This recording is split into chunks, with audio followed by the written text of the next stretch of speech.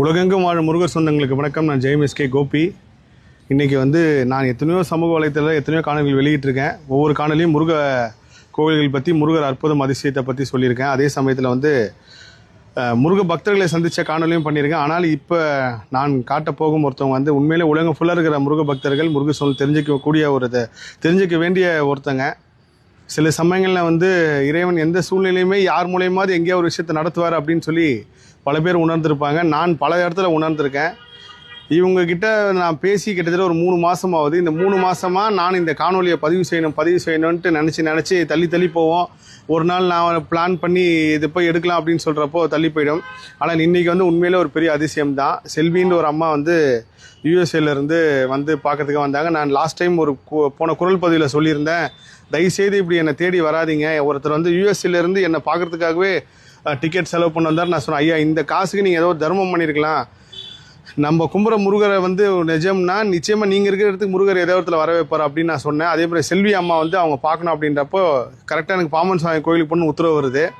உத்தரவு கிடச்சி அந்த அம்மாகிட்ட சொல்கிற, அம்மா நான் பாமன் சுவாமி கோயிலுக்கு 6 மணிக்கு வருவேன்ட்டு வரப்பயே இவங்களையும் பார்த்துடணும், ஓதுவார் அம்மாவையும் பார்த்துடணும் அப்படின்னு சொல்லி எனக்கு உத்தரவு கிடச்சி இவங்களுக்கு ஃபோன் பண்ணுறேன். ஃபோன் பண்ணோடனே இப்போ தான் உங்களை நினச்சேன் அப்படின்னாங்க. எல்லாமே முருகர் சித்தம் தான். ஸோ முருகர் உத்தரவு கொடுத்து பாமன் சுவாமிகள் அருளால் பாமன் சுவாமி கோவிலில் பிரியவதனான்னு ஒரு ஓதுவார் இருக்காங்க. அவங்க பார்வையற்றோர், தெய்வ குழந்தை. இவங்களை எப்படி எனக்கு முதல் தெரிஞ்ச வந்தாங்கன்னா, தேன்மொழின்னு ஒரு அம்மா அவங்க எனக்கு உதவி பண்ணணும், இந்த குழந்தைக்கு உதவி பண்ணணும் அப்படின்னு கேட்குறாங்க.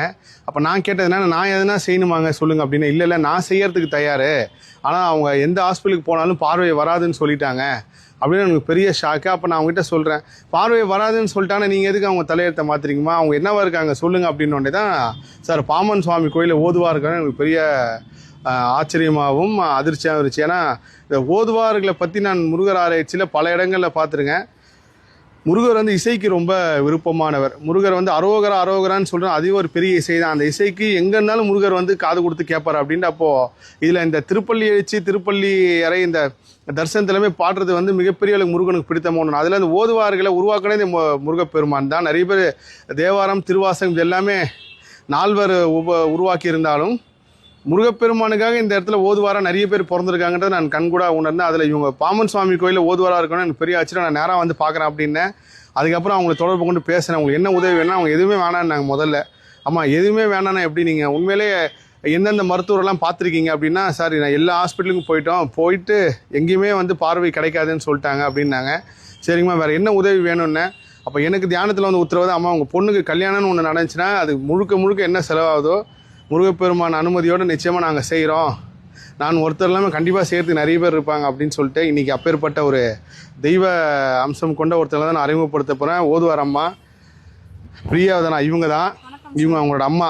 உண்மையிலே இவங்க ஒரு பெரிய புண்ணியம் பெற்றிருந்தாலும் இவங்களை வழி நடத்தி இவங்க தினமும் கூட்டு வராங்க காலையில் மாலையில் ஓதுவார் பாடலுக்கு. இப்போ நான் பாமன் சுவாமி கோயிலில் அபிஷேகம் பார்க்குறப்போ அலங்காரம் முடிஞ்சு தீபார்த்தனும் போது அம்மா தான் பாடினாங்க.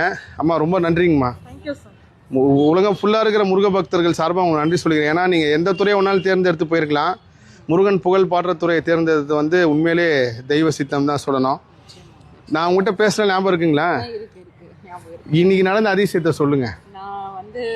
இன்னைக்கு மத்தியானம் எங்களுக்கு ஐபிசி சேனல்ல நம்ம இன்னைக்கு தான் உங்களுக்கு சேனல்லேருந்து ஃபோன் பண்ணியிருக்காங்க. எனக்கு ஆக்சுவலாக நான் சொல்லியிருந்தேன், இவங்க இந்த மாதிரி ஒருத்தங்க இருக்காங்க, இப்போ எடுங்கன்னு சொல்லியிருந்தேன்.